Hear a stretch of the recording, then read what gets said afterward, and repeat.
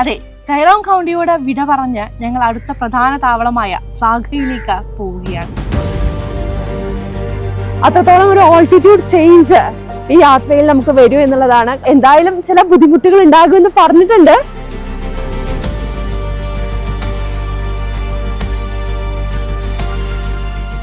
അന്തരീക്ഷത്തിൽ ഓക്സിജന്റെ അളവ് കുത്തനെ കുറഞ്ഞതോടെ സംഘത്തിലുണ്ടായിരുന്ന മിക്ക ആളുകളുടെയും ആരോഗ്യസ്ഥിതി മോശമാകാൻ തുടങ്ങി.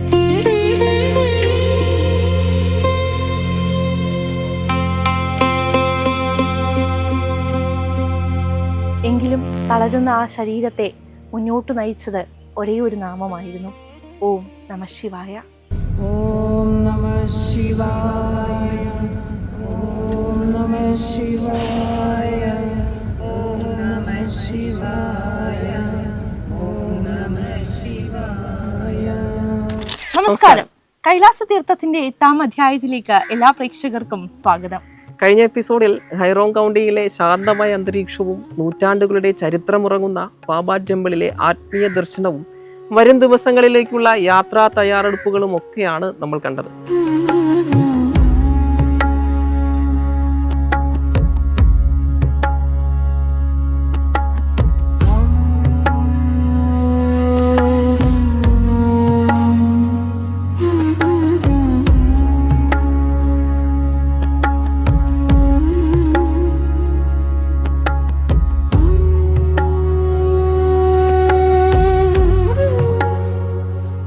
ഇന്ന് നമ്മൾ കൈലാസയാത്രയിലെ ഏറ്റവും നിർണായകവും വെല്ലുവിളി നിറഞ്ഞതുമായ ഒരു ഘട്ടത്തിലേക്ക് കടക്കുകയാണ്.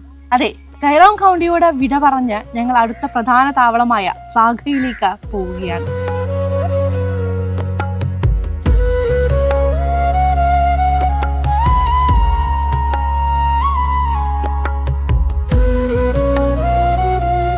ഈ യാത്രയുടെ പ്രത്യേകത എന്തെന്നാൽ സമുദ്രനിരപ്പിൽ നിന്നും ഏകദേശം 2700 മീറ്ററിൽ നിന്ന് ഒറ്റയടിക്ക് 4500 മീറ്ററിലധികം ഉയരത്തിലേക്ക് നമ്മൾ എത്താൻ പോകുകയാണ്. ഇത്രയും ഉയർന്ന ആൾട്ടിറ്റ്യൂഡിലേക്ക് കയറുമ്പോൾ ഉണ്ടാകുന്ന അക്യൂട്ട് മൗണ്ട് സിക്നസ് അഥവാ AMS പ്രതിരോധിക്കാൻ യാത്ര പുറപ്പെടുന്നതിന് തൊട്ട് മുമ്പ് തന്നെ ഞങ്ങൾ എല്ലാവരും ഡൈമോക്സ് ഗുളികകൾ കഴിച്ചിരുന്നു.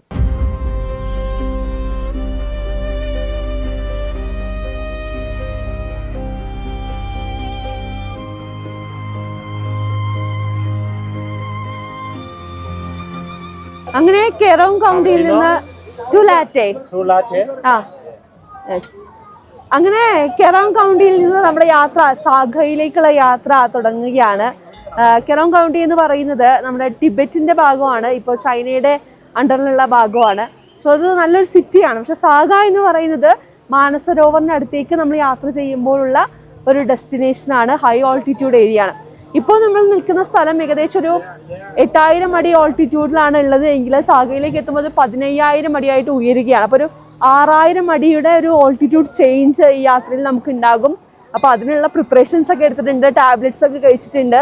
ഇപ്പോൾ നമ്മൾ പോണ വഴിക്ക് ഇവിടെ വാട്ടർഫോൾസ് ഉണ്ട്, അപ്പോൾ അത് കാണാൻ വേണ്ടിയിട്ട് നിർത്തിയതാണ്. അപ്പോൾ നമ്മളൊരു കോഫി കുടിക്കാമെന്ന് വിചാരിച്ചു. ഇവിടെ നമുക്ക് കാണാം, ഇവിടെ ഒരുപാട് മൗണ്ടെയ്ൻസ് ആണ്. നമുക്ക് ആ അറ്റത്തേക്ക് നോക്കുമ്പോൾ ചില സ്നോ മൂടിയ മൗണ്ടെയ്ൻസ് കാണാൻ പറ്റും. അപ്പോൾ ആ ഭാഗത്തേക്കാണ് നമ്മളിപ്പോൾ യാത്ര ചെയ്ത് എത്താൻ പോകുന്നത്. അപ്പോൾ എന്തായാലും ഇത് ഈ യാത്രയിലെ ഏറ്റവും പ്രധാനപ്പെട്ട ഒരു ദിവസമാണ് നമ്മളെ സംബന്ധിച്ച്. കാരണം അത്രത്തോളം ഒരു ഓൾട്ടിറ്റ്യൂഡ് ചേഞ്ച് ഈ യാത്രയിൽ നമുക്ക് വരും എന്നുള്ളതാണ്. അതായത് കൈറോങ് കൗണ്ടി എന്ന് പറയുന്നത് 8858 ഫീറ്റാണ് ഉയരം. അതേസമയം സാഗ ഇരിക്കുന്നത് 15223 അടി ഉയരത്തിലാണ്. അപ്പോൾ എന്തായാലും ശാരീരികമായി നമ്മൾ തയ്യാറെടുത്തിട്ടുണ്ട്. എന്തായാലും ചില ബുദ്ധിമുട്ടുകൾ ഉണ്ടാകുമെന്ന് പറഞ്ഞിട്ടുണ്ട്.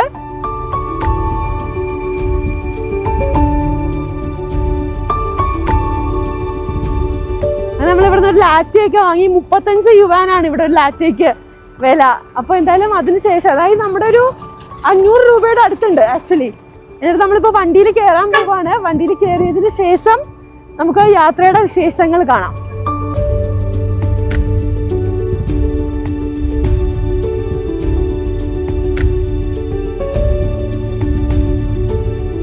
കൈറോങ് പിന്നിട്ടതോടെ കൺമുന്നിൽ തെളിഞ്ഞത് കണ്ണഞ്ചിപ്പിക്കുന്ന കാഴ്ചകളായിരുന്നു.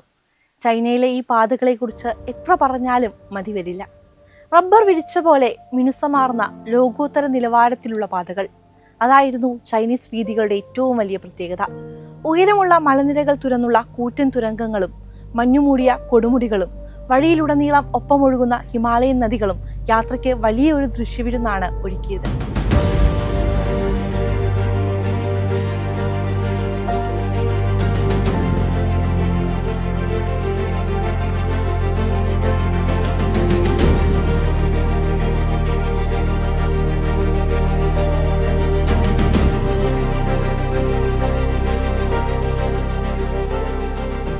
ഈ മനോഹരമായ റോഡുകളിലൂടെയുള്ള യാത്ര കൂടുതൽ സുരക്ഷിതമാക്കുന്നത് അവിടുത്തെ ഡ്രൈവർമാരുടെ പ്രൊഫഷണലിസമാണ്.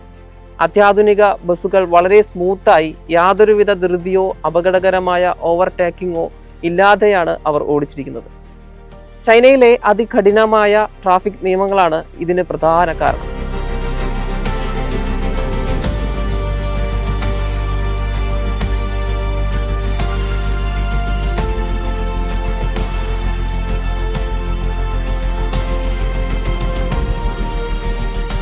വഴിയിലുടനീളം അത്യാധുനിക സ്പീഡ് ക്യാമറകൾ സ്ഥാപിച്ചിട്ടുണ്ട്.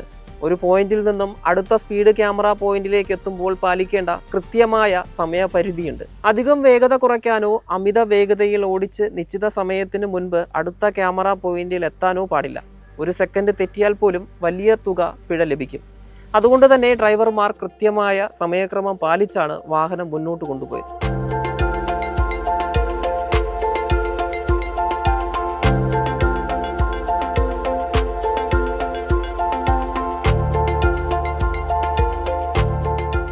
റോഡുകളും വികസനവും ഇത്രയും അധികം ആധുനികമാണെങ്കിലും ഈ യാത്രയിൽ ഏതൊരു സഞ്ചാരിയെയും കടുത്ത ബുദ്ധിമുട്ടിലാക്കുന്ന വലിയൊരു പോരായ്മ കൂടിയുണ്ട്.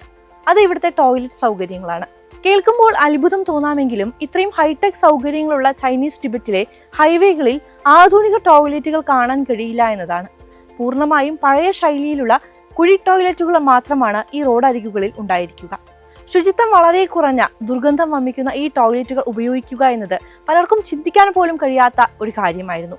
അതുകൊണ്ട് തന്നെ ദീർഘദൂര യാത്രക്കിടയിൽ പലപ്പോഴും പ്രകൃതിയുടെ ആഹ്വാനം വരുമ്പോൾ തുറസായ സ്ഥലങ്ങളെ ആശ്രയിക്കേണ്ടി വരുന്ന ഒരു സാഹചര്യമാണ് നമുക്ക് മുന്നിലുണ്ടായിരുന്നത്.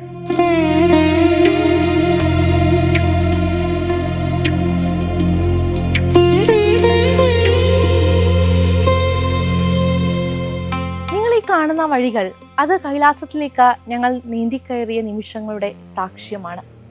ഈ യാത്രയ്ക്ക് മുൻപ് മനസ്സിൽ നിറയെ ചോദ്യങ്ങളും അതിനേക്കാൾ വലിയ കാത്തിരിപ്പുമായിരുന്നു. എന്നാൽ ആ പുണ്യഭൂമിയിലേക്ക് അടുക്കും തോറും ഉള്ളിൽ പടർന്ന ആകാംക്ഷയും കണ്ണുകളിൽ തെളിഞ്ഞ ആവേശവും വാക്കുകൾക്ക് അതീതമായിരുന്നു എന്ന് പറയാം. പക്ഷേ ഉയരം കൂടുന്തോറും അവിടുത്തെ പ്രകൃതി ഞങ്ങളെ പരീക്ഷിക്കാൻ തുടങ്ങുകയായിരുന്നു. ഓക്സിജൻ കുറഞ്ഞു വരുന്ന ഓരോ ശ്വാസത്തിലും തളർന്നു വീഴാൻ പോകുന്ന ഓരോ ചുവടിലും ശരീരത്തെ തിരിച്ചു നടക്കാൻ ആവശ്യപ്പെടുകയായിരുന്നു. കഠിനമായ തലവേദനയും മരവിപ്പിക്കുന്ന തണുപ്പും വഴിയിലെ ഓരോ വളവിലും നമ്മുടെ ശരീരത്തെ വലിയ രീതിയിൽ ബുദ്ധിമുട്ടുകൾക്ക് വിധേയമാക്കുകയായിരുന്നു. എങ്കിലും തളരുന്ന ആ ശരീരത്തെ മുന്നോട്ട് നയിച്ചത് ഒരേ ഒരു നാമമായിരുന്നു: ഓം നമഃ ശിവായ. ഓം നമഃ ശിവായ. ഓം നമഃ ശിവായ. ഓം നമഃ ശിവായ. ഓം നമഃ ശിവായ. ഏകദേശം 6 മണിക്കൂർ നീണ്ട മനോഹരവും എന്നാൽ കഠിനവുമായ ഡ്രൈവിങ്ങിനൊടുവിൽ ഞങ്ങളുടെ വാഹനം സാഗ നഗരത്തിൽ എത്തിച്ചേർന്നു. സമുദ്രനിരപ്പിൽ നിന്ന് 4500 മീറ്ററിലധികം ഉയരത്തിൽ സ്ഥിതി ചെയ്യുന്ന സാഗയിൽ കാലുകുത്തിയതും അന്തരീക്ഷമാകെ മാറിമറിഞ്ഞു. കഠിനമായ തണുപ്പിലും അതിശക്തമായി വീശിയടിക്കുന്ന തണുത്ത കാറ്റുമായിരുന്നു അവിടെ ഞങ്ങളെ സ്വീകരിച്ചത്. എന്നാൽ കാഴ്ചകൾക്കപ്പുറം ഞങ്ങളെ ഭയപ്പെടുത്തിയത് അവിടെ എത്തിയപ്പോഴുണ്ടായ പെട്ടെന്നുള്ള ശാരീരിക മാറ്റങ്ങളാണ്. അന്തരീക്ഷത്തിൽ ഓക്സിജന്റെ അളവ് കുത്തനെ കുറഞ്ഞതോടെ സംഘത്തിലുണ്ടായിരുന്ന മിക്ക ആളുകളുടെയും ആരോഗ്യസ്ഥിതി മോശമാകാൻ തുടങ്ങി. ശക്തമായ തലവേദന, ശ്വാസമെടുക്കാൻ ബുദ്ധിമുട്ട്, ഛർദി, തലകറക്കം, കടുത്ത തളർച്ച തുടങ്ങിയ ഹൈ ആൾട്ടിറ്റ്യൂഡ് സിക്നസിന്റെ ലക്ഷണങ്ങൾ മിക്കവരിലും പ്രകടമായി. പലരുടെയും മുഖത്ത് ഭയവും അസ്വസ്ഥതയും വ്യക്തമായിരുന്നു. രോഗലക്ഷണങ്ങൾ ഉള്ളവർ ഉടനടി തങ്ങളുടെ പോർട്ടബിൾ ഓക്സിജൻ സിലിണ്ടറുകൾ ഉപയോഗിച്ച് ഓക്സിജൻ സ്വീകരിക്കാൻ തുടങ്ങി. ഗൈഡുകളുടെ നിർദ്ദേശപ്രകാരമുള്ള മരുന്നുകൾ കഴിച്ച് തണുപ്പിനെ പ്രതിരോധിക്കാനുള്ള വസ്ത്രങ്ങളും ധരിച്ച് എല്ലാവരും പ്രാർത്ഥനയോടെ കിടന്നുറങ്ങി.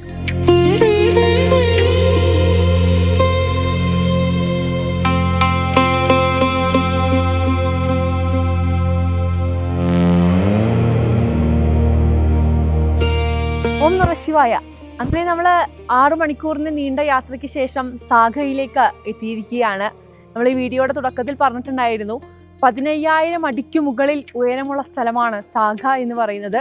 അതുകൊണ്ട് തന്നെ നമ്മുടെ കൈലാസ യാത്രയിൽ ഏറ്റവും പ്രധാനപ്പെട്ട ഇടങ്ങളിൽ ഒന്നുകൂടിയാണ്. എനിക്ക് പിറകിൽ നിങ്ങൾ ഈ കാണുന്നത് സാഗ സിറ്റിയാണ്. സാഗ കൗണ്ടി എന്നാണ് ഇവിടെ വിളിക്കുക. അത്രത്തോളം മനോഹരമായ ഒരു സിറ്റിയാണ്, വെൽ അഡ്വാൻസ്ഡ് ആയിട്ടുള്ള. ഇവിടെ രാത്രി ഇപ്പോൾ സമയം 10:30 നമ്മുടെ നാട്ടിലെ 8 മണി. അപ്പോൾ എന്നാലും ഇവിടെ ഭയങ്കര ആക്റ്റീവാണ്. എനിക്ക് തോന്നുന്നു കുറച്ച് മുന്നെയാണ് ഇവിടെ ഇരുട്ടായത്. നമ്മുടെ നാട്ടിലെ സമയവുമായി നോക്കുമ്പോൾ നമ്മുടെ നാട്ടിലൊക്കെ ഒരു 6 മണിക്ക് ഇരുട്ടാവൂലേ, പക്ഷേ ഇവിടെ 8 മണിയൊക്കെ കഴിഞ്ഞിട്ടാണ് ഇരുട്ടാവുന്നത്. എന്തായാലും നല്ല തണുപ്പാണ്, പുറത്ത് നിൽക്കാൻ കുറച്ച് ബുദ്ധിമുട്ടുണ്ട്. നമുക്ക് ഹോട്ടലിനുള്ളിലേക്ക് പോകാം. ഇതാണ് നമ്മൾ താമസിക്കുന്ന ഹോട്ടല്. ഇത് നമ്മുടെ നേപ്പാളി ഗൈഡുകളാണ്. അവർ നമ്മുടെ കുക്കിംഗ് സാധനങ്ങളും നമ്മുടെ ലഗേജുകളും ഒക്കെ ഹോട്ടൽ റൂമിലേക്ക് ഇറക്കുന്നതാണ്.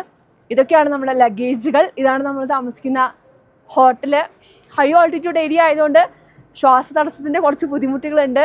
ഇവിടെ വരുന്ന എല്ലാവർക്കും ചെറിയ ചെറിയ പ്രശ്നങ്ങൾ, ചില ആൾക്കാർക്ക് തലവേദന, ഛർദി, ചെറിയ ചെറിയ ബുദ്ധിമുട്ടുകൾ എല്ലാവർക്കും ഉണ്ടായിട്ടുണ്ട്. കാരണം എനിക്കും ശ്വാസതടസ്സമുണ്ട് സംസാരിക്കുന്ന സമയത്ത്. എന്തായാലും അതിനുള്ള മുൻകരുതലുകൾ നമ്മൾ എടുത്തിട്ടുണ്ട്. എന്തായാലും ഹോട്ടലിൻ്റെ ഉൾവശം നമുക്കൊന്ന് കാണാം. ഇതാണ് ഹോട്ടലിൻ്റെ ഉൾവശം. ഇവിടെ നമുക്ക് കോഫി റെഡി ആയിട്ടുണ്ട്. സോ കോഫി കുടിക്കാം. കോഫിയും ബിസ്ക്കറ്റും ആണ് റെഡി ആയിട്ടുള്ളത്. ഈ നേപ്പാളികളുടെ സ്പെഷ്യൽ മസാല ടീ ആണ്. സോ മസാല ടീയും ഹോട്ട് വാട്ടറും ആണ്. നമുക്ക് കട്ടൻ കാപ്പി ഉണ്ടാക്കി കുടിക്കാവുന്നതാണ്. എന്തായാലും ആ കാഴ്ചകൾ കൂടി കണ്ടിട്ട് വരാം.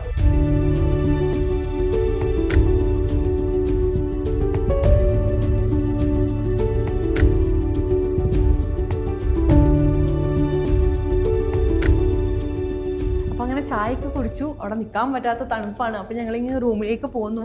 നമ്മുടെ റൂമുള്ളത് 4th ഫ്ലോറിലാണ്. അപ്പോൾ റൂം എങ്ങനെയാണെന്ന് കൂടി നിങ്ങൾക്ക് ഞങ്ങൾ കാണിച്ചു തരാം. സോ റൂമിൽ നമുക്കിവിടെ യെസ്, ഇതാണ് നമ്മുടെ റൂം. ഇതൊരു 2 ഷെയറിങ് റൂമാണ്. ഒരുപാട് ഫെസിലിറ്റീസ് ഉള്ള ഒരു റൂമാണ്. നമുക്ക് ഇവിടെ നിന്ന് തന്നെ തുടങ്ങാം. അതിൻ്റെ മുന്നേ നമ്മുടെ ബാഗുകൾ ഇവിടെ ഓൾറെഡി എത്തി എന്നുള്ളതാണ്. നമുക്ക് നമ്മുടെ ബാഗ് ക്യാരി ചെയ്ത് കൊണ്ടുവരേണ്ട ആവശ്യകതയില്ല.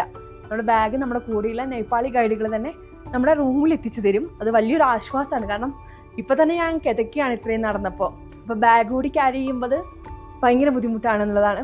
പിന്നെ ഇങ്ങനൊരു മെഷീൻ ഉണ്ട്. ഇതെന്താണെന്ന് നമ്മൾ നോക്കുമ്പോൾ നമുക്ക് മനസ്സിലാവുന്നത് ഇതൊരു ടെമ്പറേച്ചർ എന്താ പറയുക ഈക്വലൈസ് ചെയ്യാനുള്ളൊരു മെഷീനാണ്. ഇതിൽ നമ്മുടെ റൂമിൻ്റെ കറണ്ട് ടെമ്പറേച്ചറാണ് അവർ കാണിക്കുന്നത്. ഇത് നമുക്ക് എന്താ പറയുക, നമ്മുടെ റൂമിൻ്റെ ടെമ്പറേച്ചർ കുറഞ്ഞു കഴിഞ്ഞാൽ അതിനെ ബാലൻസ് ചെയ്യാൻ വലിയ രീതിയിൽ ഓട്ടോമാറ്റിക്കായിട്ട് സഹായിക്കുന്നൊരു മെഷീനാണ്. ഇനി അടുത്തത് ഏറ്റവും ഇമ്പോർട്ടൻ്റ് ആയിട്ടുള്ള ഒരു മെഷീനും കൂടി ഇവിടെ ഉണ്ട്. അതുകൂടി നമുക്ക് നോക്കാം. ഇതാണ് ആ മെഷീൻ. നമുക്കറിയാം ചൈനക്കാർ ഇത്തരം കാര്യങ്ങളിൽ അഗ്രഗണ്യരാണെന്ന് നമ്മളെപ്പോഴും പറയാറുണ്ട്. ഭയങ്കര അഡ്വാൻസ്ഡ് ആണ് അവർ. ഇത് ഓക്സിജൻ കോൺസെൻട്രേഷൻ കൺട്രോളർ എന്നാണ് ഇതിന് പറയുക. ഇത് ഹോട്ടൽ റൂമുകളിലൊക്കെ ഈ ഹൈ ഓൾട്ടിറ്റ്യൂഡ് ഏരിയകളിൽ ഉണ്ടാവുന്നതാണ്. ഇപ്പോൾ നിങ്ങൾക്ക് കാണാം ഞാൻ സ്ട്രഗിൾ ചെയ്യുന്നുണ്ട് സംസാരിക്കാൻ. അതൊരു ഓക്സിജൻ്റെ പ്രശ്നമാണ്. അപ്പോൾ നമ്മുടെ റൂമിനെ ഓക്സിജൻ എൻറിച്ച് ചെയ്ത് നിർത്താനുള്ള ഒരു മെഷീനാണിത്.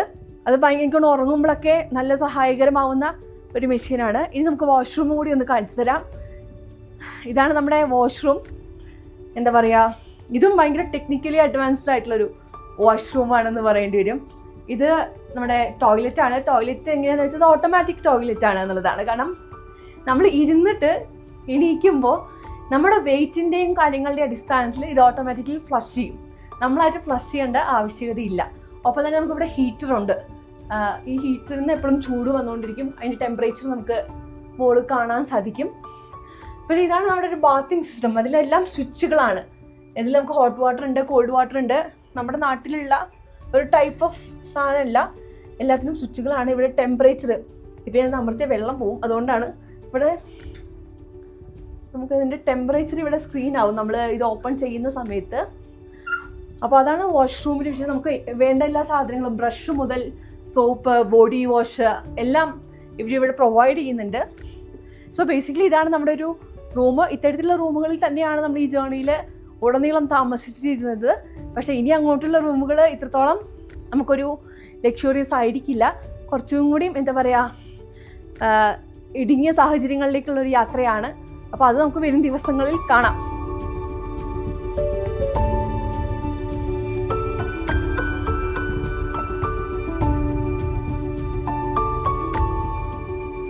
അടുത്ത ദിവസം രാവിലെ ഞങ്ങൾ കണ്ണു തുറന്നത് സാഗയിലെ തണുത്തുറഞ്ഞ പ്രഭാതത്തിലേക്കാണ്. അന്നത്തെ ദിവസം ഞങ്ങൾക്ക് യാത്രയൊന്നും ഉണ്ടായിരുന്നില്ല. കാരണം 4500 മീറ്റർ ഉയരത്തിലുള്ള അതികഠിനമായ സാഗയിലെത്തുമ്പോൾ അവിടുത്തെ അന്തരീക്ഷവുമായി ശരീരത്തെ പാകപ്പെടുത്താൻ വേണ്ടി ഒരു ദിവസത്തെ വിശ്രമമായിരുന്നു അന്ന്.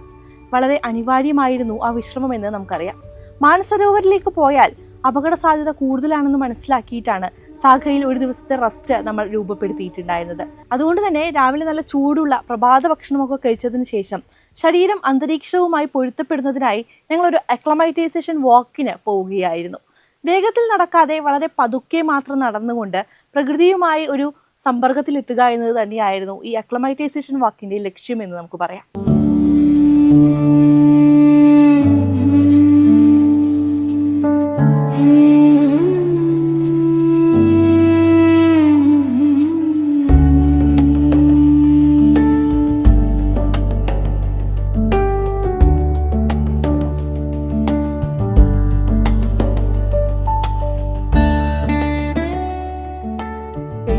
സംസാരിച്ചിട്ടുണ്ടായിരുന്നു. നമ്മളിപ്പോൾ ഉള്ളത് സാഗയിലാണ്.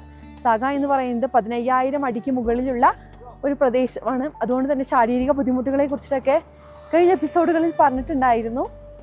ഇപ്പോൾ നമ്മളൊരു അക്ലമൈറ്റൈസേഷൻ വാക്കിന് വേണ്ടിയിട്ട് ഇറങ്ങിയിരിക്കുകയാണ്. കാരണം ഇന്നലെ ഇവിടെ എത്തിയത് മുതൽ ഇപ്പോൾ ഇവിടെ സമയം വൈകിട്ട് 7 മണിയായി. പക്ഷെ നിങ്ങൾക്ക് കണ്ടാൽ തോന്നില്ല, കാരണം ഇവിടെ ഭയങ്കര നല്ല വെളിച്ചം. നമ്മുടെ നാട്ടിലേക്ക് ഒരു ഉച്ചയുടെ ക്ലൈമറ്റാണ് ഇവിടെ. പക്ഷേ തണുപ്പാണ്, ഭയങ്കര തണുപ്പാണ്. നമുക്ക് ഗ്ലൗസ് ഒന്നും ഇടാണ്ട് പുറത്തിറങ്ങാൻ പറ്റാത്തൊരു സാഹചര്യമാണ്. സൺലൈറ്റ് ഉണ്ട്, അതുകൊണ്ടാണ് സൺഗ്ലാസസ് ഉപയോഗിച്ചിരിക്കുന്നത്. അപ്പോൾ നമ്മൾ ഈ ശരീരം ഈ ക്ലൈമറ്റിനോട് പൊരുത്തപ്പെടാൻ വേണ്ടിയിട്ടൊരു കംപ്ലീറ്റ് റെസ്റ്റാണ് ഇന്നലെ വൈകിട്ട് ഇവിടെ എത്തിയത് മുതൽ ഈ സമയം വരെ നമ്മളെടുത്തത്. ഭക്ഷണം കഴിക്കാൻ വേണ്ടി മാത്രമാണ് നമ്മൾ റൂമുകളിൽ നിന്ന് പുറത്തു പോയിരുന്നത്. അതുകൊണ്ട് തന്നെ അത് കൃത്യമായിട്ട് നമുക്ക് ഷൂട്ട് ചെയ്യാനൊന്നും പറ്റിയിട്ടില്ല. കാരണം ഇനി വരുന്ന ദിവസങ്ങൾ കുറച്ചും കൂടി ഇമ്പോർട്ടൻ്റ് ആയതുകൊണ്ട് ഇന്നത്തെ ദിവസം അല്ലെങ്കിൽ ഈ കഴിഞ്ഞ മണിക്കൂറുകൾ നമ്മുടെ ശരീരത്തിന് വേണ്ടത്ര റെസ്റ്റ് കൊടുക്കേണ്ടത് അനിവാര്യതയായിരുന്നു. അപ്പോൾ അതുകൊണ്ട് തന്നെ നമുക്ക് കൃത്യമായ ഉപദേശം ഉണ്ടായിരുന്നു, ഇത്രയും സമയം നിങ്ങൾ കൃത്യമായി റെസ്റ്റ് എടുക്കണമെന്ന്. അതുകൊണ്ടാണ് അത് ഷൂട്ട് ചെയ്യുകയും നിങ്ങൾക്ക് എത്തിക്കുകയും ചെയ്യാൻ സാധിക്കാഞ്ഞത്. അപ്പോൾ എന്നാലും ഇപ്പോൾ ടീം മെമ്പേഴ്സ് എല്ലാം ഒരു അക്ലമൈറ്റൈസേഷൻ വാക്കിന് ഇറങ്ങിയിരിക്കുകയാണ്. ഈ വാക്ക് കഴിഞ്ഞ് വന്നിട്ട് നമ്മുടെ ഓക്സിജൻ ലെവലും നമ്മുടെ ശരീരത്തിന് എന്തൊക്കെ ബുദ്ധിമുട്ടുണ്ട് എന്നൊക്കെ ഒരു ക്രോസ് ചെക്ക് ചെയ്യുന്നതാണ്. ഞാൻ ഇന്നലെ തന്നെ പറഞ്ഞു, ശ്വാസം എടുക്കുമ്പോൾ കുറച്ച് ബുദ്ധിമുട്ട് നമുക്ക് ഇവിടെ എല്ലാവർക്കും ഉണ്ട്. പ്രത്യേകിച്ച് നമ്മൾ നടന്നുകൊണ്ട് സംസാരിക്കുമ്പോൾ അല്ലെങ്കിൽ കുറച്ചധികം ഒരുപാട് സംസാരിച്ചാലൊക്കെ ഈ പ്രശ്നങ്ങളുണ്ട്. അതുകൊണ്ട് ആണ് ഈ ശ്വാസം സംസാരിക്കുന്ന സമയത്ത് ഉണ്ടാകുന്ന ബുദ്ധിമുട്ടുകൾ. അപ്പോൾ എന്തായാലും ഈ വാക്കിന് ശേഷം നമുക്കിനി ഡിന്നറുണ്ട്. ഡിന്നറിന് ശേഷം വീണ്ടും റെസ്റ്റാണ്.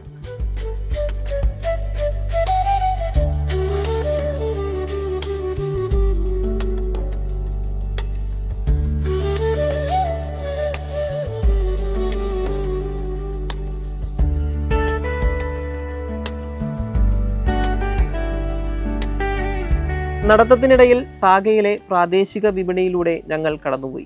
വരും ദിവസങ്ങളിൽ മാനസ സരോവറിലേക്കും കൈലാസ പരിക്രമണത്തിലേക്കുമാണ് നമ്മൾ പോകുന്നത്. അവിടെ അതികഠിനമായ തണുപ്പിലായിരിക്കും എന്നതുകൊണ്ട് തന്നെ ചെറിയൊരു ഷോപ്പിംഗ് നടത്തുവാൻ ഞങ്ങൾ തീരുമാനിച്ചു. പ്രത്യേകിച്ച് ചൂടുവെള്ളം മണിക്കൂറുകളോളം തണുത്തു പോകാതെ സൂക്ഷിക്കുന്ന നല്ല ക്വാളിറ്റിയിലുള്ള തെർമൽ വാട്ടർ ബോട്ടിലുകൾ, അധികമായി വേണ്ട ഗ്ലൗസുകൾ, സോക്സുകൾ, മറ്റ് തണുപ്പ് പ്രതിരോധ വസ്ത്രങ്ങൾ എന്നിവ വാങ്ങാനാണ് മിക്കവരും ശ്രമിച്ചത്. ഉയർന്ന പ്രദേശങ്ങളിൽ കയ്യിൽ എപ്പോഴും ചൂടുവെള്ളം കരുതുന്നത് ജീവൻ രക്ഷിക്കാൻ പോലും സഹായിക്കുന്ന കാര്യമാണ്.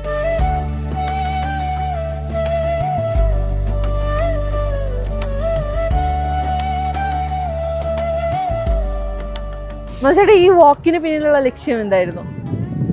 നോക്കൂ, നമ്മൾ കണ്ണുങ്ങൾ കണ്ടിട്ടുണ്ടോ? ഇപ്പം നമ്മൾ സാഗയിലേക്ക് വരുന്ന ദിവസം, ഗെറോണിന്ന് സാഗയിലേക്ക് വരുന്ന ദിവസം 5300 അടി ഉയരത്തിലേക്കാണ് നമ്മൾ.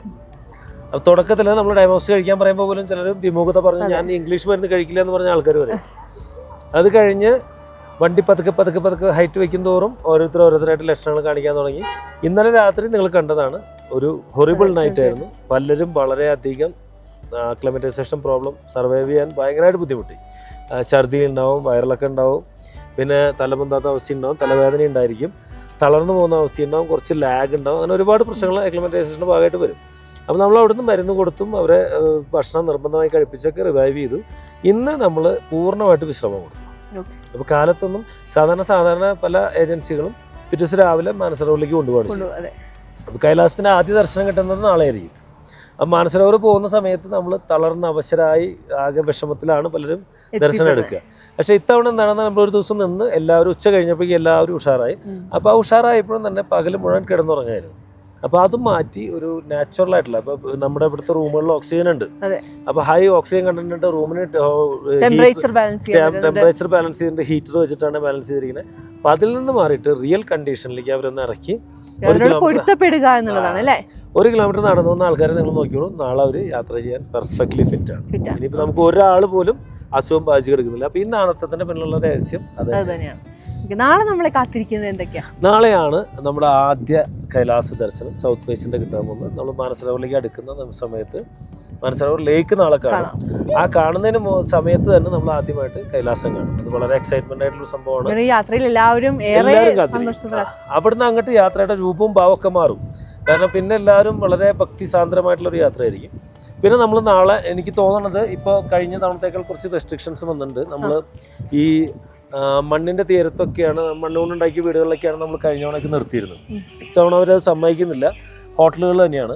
അപ്പോൾ പോകുന്ന വഴിക്ക് ചിലപ്പോൾ മാനസരോവറിലെ വെള്ളത്തിൽ എടുത്തിട്ട് നമ്മുടെ നാളത്തെ മാനസരോവറിലെ സ്നാനം നമുക്ക് നാളെ ഉണ്ടാവും. രാത്രി നമ്മൾ മാനസരോവറിന്റെ കരയിൽ തന്നെയുള്ള ഹോട്ടലിൽ താമസിക്കും. മറ്റന്നാളാണ് ദാർശനിലേക്ക് പോകുന്നത്. ഓക്കെ, അപ്പൊ എന്തായാലും എല്ലാവരും കാത്തിരിക്കുന്ന മാനസരോവർ ദർശൻ നമുക്ക് നാളെ കാണാം എന്നുള്ളതാണ്. വളരെ മനോഹരമായ ഒരു സിറ്റിയാണിത്. ഒരു ടൗൺഷിപ്പ്, ചെറിയ സാഗ ടൗൺഷിപ്പ്. ഓർഗനൈസ്ഡ് ആയിട്ടല്ലേ? വെൽ ഓർഗനൈസ്ഡ് ആണ്, നീറ്റ് ആൻഡ് ക്ലീൻ ആണ്, വളരെ മനോഹരമായ ഒരു സിറ്റിയാണ്. പക്ഷെ ഇങ്ങോട്ട് വരുമ്പോഴല്ല, തിരിച്ചു വരുമ്പോഴാണ് നമ്മൾ സാഗ ആസ്വദിക്കാൻ പോകുന്നത്. അങ്ങോട്ട് പോകുമ്പോൾ എല്ലാവരും അക്ലമറ്റേഷന്റെ പ്രോബ്ലം. നാളെ യാത്ര വേറൊരു ഫേസിലേക്ക് കിടക്കുകയാണ്. ഇനി മുതലേ നമ്മൾ കൈലാസം മാനസരോവർ എന്ന് പറയുന്ന ലാൻഡിലേക്ക് പ്രവേശിക്കാം. ആ ഒരു എനർജി ലെവലും ഭയങ്കര വ്യത്യാസം. എനർജി ലെവൽ വളരെ വ്യത്യാസമുണ്ട്.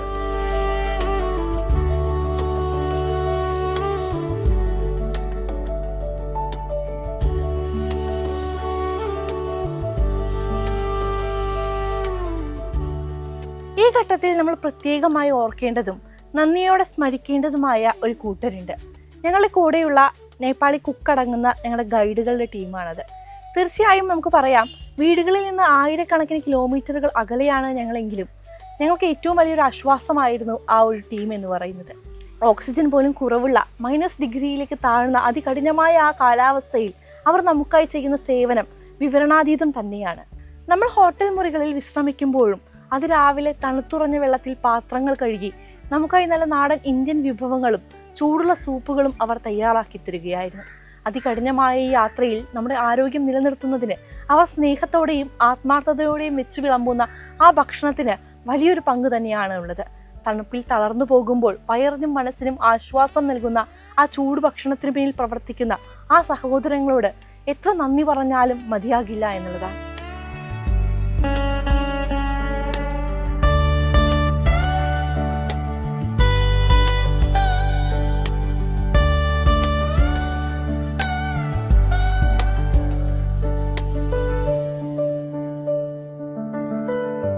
കഴിഞ്ഞ ദിവസത്തെ വീഡിയോകളിൽ നമ്മൾ പറഞ്ഞിട്ടുണ്ടായിരുന്നു, നമ്മൾ കഴിക്കുന്ന ഭക്ഷണം നമുക്ക് വേണ്ടി നമ്മുടെ നേപ്പാളി ഗൈഡുകൾ ഉണ്ടാക്കുന്നതാണ് എന്ന് നമ്മൾ പറഞ്ഞിട്ടുണ്ടായിരുന്നു. അപ്പോൾ ഇപ്പോൾ എനിക്കൊപ്പം ഉള്ളത് സാജൻ ചേട്ടനാണ്. സാജൻ ചേട്ടൻ തീർത്ഥയാത്രയുടെ ഒരു വൺ ഓഫ് ദ ടീം ലീഡറാണ്. അപ്പോൾ സാജൻ ചേട്ടനോട് നമുക്ക് കൂടുതൽ ചോദിക്കാം.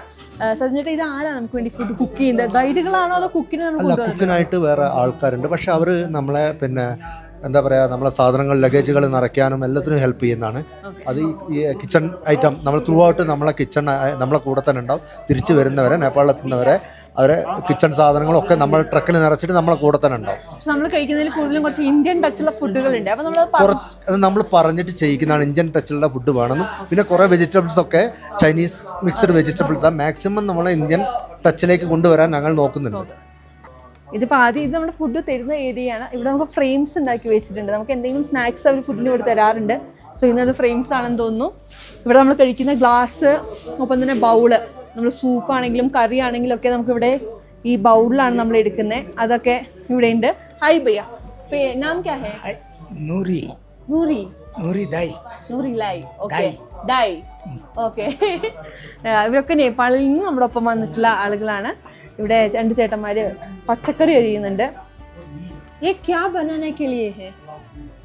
ये वो दूसरो वेजिटेबल का नाम? वेजिटेबल नाम ये बीन्स है ना? Beans. Okay, beans and tomato, right? Tomato nahi ayo. Capsicum. Capsicum. Okay. Kauli. Okay, broccoli. Broccoli. Okay.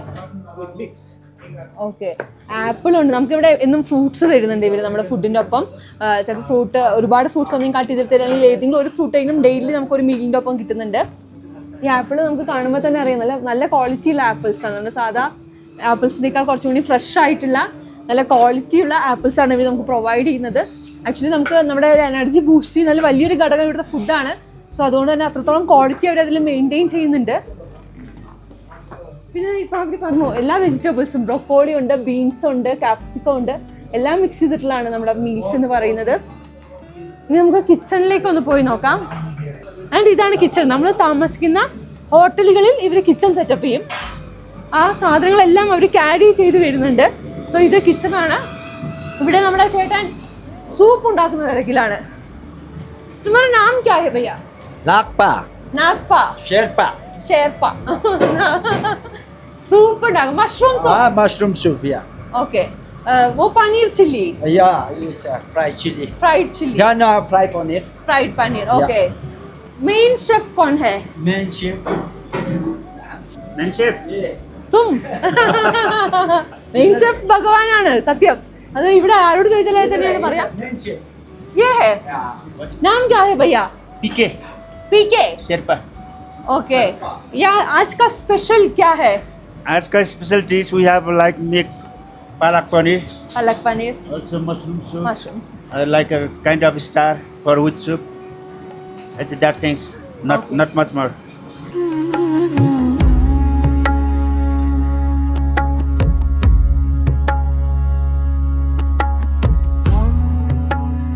നമ്മൾ ഏറ്റവും എടുത്തു പറയേണ്ട കാര്യം നമ്മുടെ കൂടെ തന്നെയാണ് ഇവർ ട്രാവൽ ചെയ്തിട്ട് വരുന്നത്. ഈ ട്രാവൽ ചെയ്ത് വരുമ്പോഴാണ് ഇവർ ഈ വെജിറ്റബിൾസ് ആണെങ്കിലും ഈ പാത്രങ്ങളാണെങ്കിലും എല്ലാം ഇവർ കൊണ്ടുവരുന്നത് നമ്മുടെ കൂടെയാണ്. അത് ഇത്രയും ദിവസത്തേക്കുള്ള കൊമോഡിറ്റീസ് അവർ കൊണ്ടുവരുന്നുണ്ട്. എന്നിട്ട് നമ്മുടെ കൂടെ ഇത്രയും യാത്ര കഴിഞ്ഞ് വന്ന് നമ്മളൊക്കെ കിടക്കാൻ പോകുമ്പോൾ ഇവർ നേരെ കിച്ചണിലേക്ക് പോയി നമ്മൾ കഴിക്കാനുള്ള ഭക്ഷണങ്ങൾ ഉണ്ടാക്കുകയാണ്. അത് രാവിലെ കോഫി ഉണ്ടാവും, ചായ ഉണ്ടാവും, ഹോർലിക്സ് ഉണ്ടാവും. ബ്രേക്ക്ഫാസ്റ്റ് ആയിട്ട് നമുക്ക് എന്തായാലും ബ്രെഡ് ഉണ്ടാവും, അല്ലെങ്കിൽ വേറെ ഏതെങ്കിലും ഒരു ഡിഷ് അതിനൊപ്പം തന്നെ ഉണ്ടാവും. ഈവനിങ് ആകുമ്പോഴേക്കും വീണ്ടും കോഫിയും ബിസ്ക്കറ്റ് കാര്യങ്ങളൊക്കെ ഉണ്ടാവും. പിന്നെ രാത്രി ആകുമ്പോൾ ഒരു സൂപ്പ്, റൈസ് ഉണ്ടാകും, പിന്നെ ചപ്പാത്തി ഉണ്ടാകും, അതിനൊരു കറി ഉണ്ടായിരിക്കും. ഇപ്പോൾ സമയം ഇവിടെ 8:45. അത് ഒരു 9 മണിയാകുമ്പോഴേക്കും ഷാർപ്പായിട്ട് ഡിന്നർ റെഡി ആയിരിക്കും. സോ അവർ ഈ ഇടുന്ന എഫേർട്ട് അത് നമുക്ക് ഏറ്റവും ഇമ്പോർട്ടൻ്റ് ആയിട്ടുള്ള ഒരു എഫേർട്ടാണ്. ആൻഡ് ഇങ്ങനൊരു ഫുഡ് നമുക്ക് കിട്ടുന്നത് കൊണ്ടാണ് നമുക്ക് ഇത്രയും എനർജറ്റിക്കായി നിൽക്കാൻ സാധിക്കുന്നത്. അതുകൊണ്ട് ഏറ്റവും വലിയൊരു താങ്ക്സ് അർഹിക്കുന്നവരാണ് നമുക്കൊപ്പം സഞ്ചരിക്കുന്ന ഈ മനുഷ്യർ.